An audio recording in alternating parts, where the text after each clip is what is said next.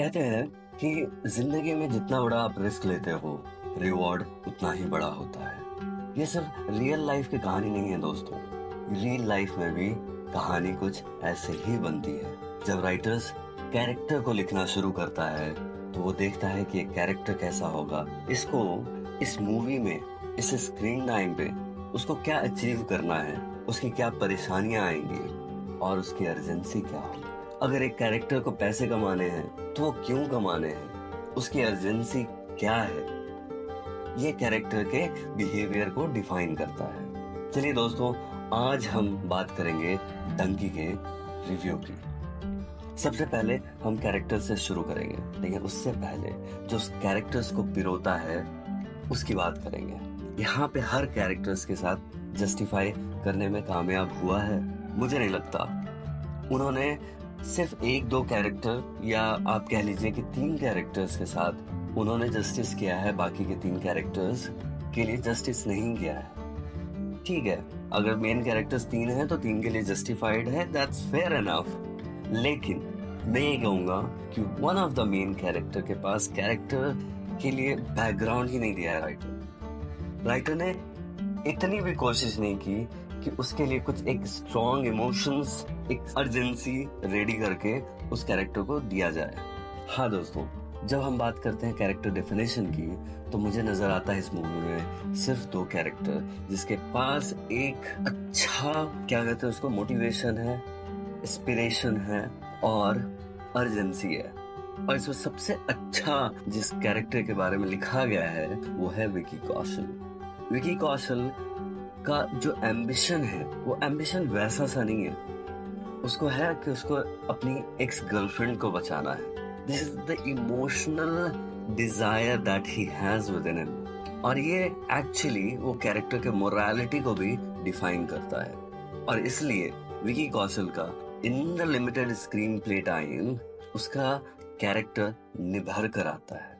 और one of the best performance of Vicky Kaushal in this movie I found. दूसरी बात करते हैं शाहरुख खान। शाहरुख खान का motivation, it was not bad writing of that character, क्योंकि वो उसको पैसे नहीं चाहिए होते लंदन जाने के लिए। वो किसी इमोशनल फैक्टर की वजह से वो लंदन जाने के लिए रेडी होता है। किस इमोशनल फैक्टर के लिए?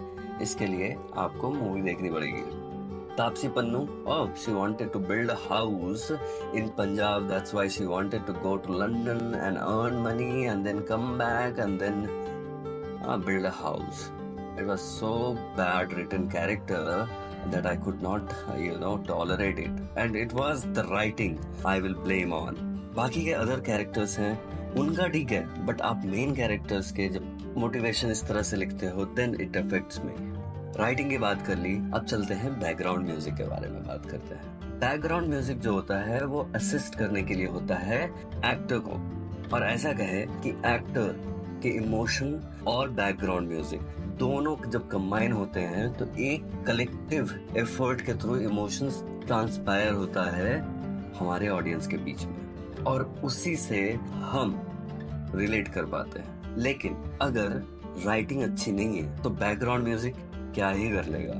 अगर कॉमेडी आपको जनरेट करना है, फनी आप बीजीएम डाल दो ना, उससे कुछ नहीं होगा। अगर आपके पास टाइमिंग नहीं है और पंच लाइन नहीं है, इट विल फॉल फ्लैट। आप जबरदस्ती हंसाने की कोशिश कर रहे हो ऑडियंस को, it won't work. People, we are emotional animals, हमें जबरदस्ती की चीजें नहीं चाहिए होती है। अगर हंसनी है तो दिल से हंसी आ जाएगी हमें। You don't need anything superficial to generate an emotion. तीसरी चीज मैं बात करूंगा कि हर कैरेक्टर्स के पास एक मोरालिटी होती है, और वही मोरालिटी जो है उसकी बाउंड्रीज को डिफाइन करती है। राइटर ने एक अच्छा काम किया है। शाहरुख खान का बैकग्राउंड जो है वो आर्मी बैकग्राउंड का है, ये बताता है कि वो शूट इतना प्रिसाइजली कैसे कर सकता है, पहली चीज। दूसरी चीज, जब उससे पूछा जाता है कि इंडिया को बुरा बोलो, he cannot tell that he is in the army। आप कहोगे कोई इंडिया नहीं कर सकता, नहीं कर सकते हैं, मजबूरियां जो है वो करवा देती है ये सारे काम। लेकिन एक सोल्जर, एक आर्मी, वो नहीं करेगा किसी भी सर्कमस्टांसेस पे। And this part, the morality that has been defined for Shahrukh Khan's character, वो मुझे इस मूवी की एक अच्छी पॉइंट लगी। इतनी मोरालिटी तापसी पन्नू के कैरेक्टर में नहीं है। लेकिन उसकी मोरालिटी को बचाने के लिए उसमें कुछ एफर्ट पुट किए गए हैं जो कि मुझे जस्टिफाइड नहीं लगते।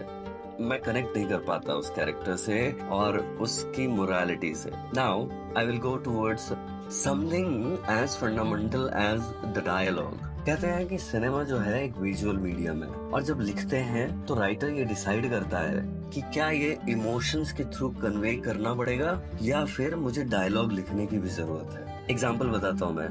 अगर मैं रो रहा हूँ तो क्या ये कैरेक्टर बोलेगा कि मैं रो रहा हूँ?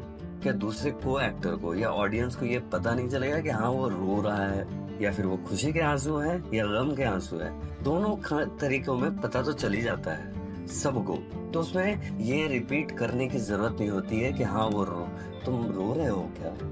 मैं रो रहा हूँ। This is repetitive. आप डायलॉग्स को खर्च इस तरह से नहीं कर सकते। ये मैंने बस एक एग्जांपल दिया है। आप फाइंड आउट करो, मूवी जाओ, मूवी में फाइंड आउट करो और देखो कि ये चीजें कहाँ कहाँ मेरी फिट बैठती है या फिट नहीं बैठती है। ठीक है। Now about the direction. अगर ये मूवी का डायरेक्शन अच्छा होता तो विकी कौशल जिसने अच्छा परफॉर्मेंस दिया है उसके कैरेक्टर में और निखार आता। माना कि वो सीन टफ है, लेकिन राजकुमार हिरानी जैसे मास्टर डायरेक्टर और एडिटर के लिए it was not so difficult to incorporate that scene which was a pivotal point in this movie. वो मुझे जस्टिफाइड नहीं लगता है जो उन्होंने किया है, टेक्निक अप्लाई किया है। Again I won't spoil the story and the scene, but आप जाओ and it's a very pivotal scene. That is the scene where the story gets from funny to serious. Overall मैं ये कहना चाहता हूँ कि शाहरुख खान को स्क्रीन पे देखना इट्स अ प्लेजर थिंग। क्यों? क्योंकि उसका पर्सोना अलग है। He has a different kind of aura. जब आप उसको जाकर स्क्रीन पे देखते हो आप उससे बहुत ज्यादा अच्छी एक्टिंग की गुंजाइश नहीं रखते हो। वो स्क्रीन पे आता है और what he does it very gracefully and it looks awesome.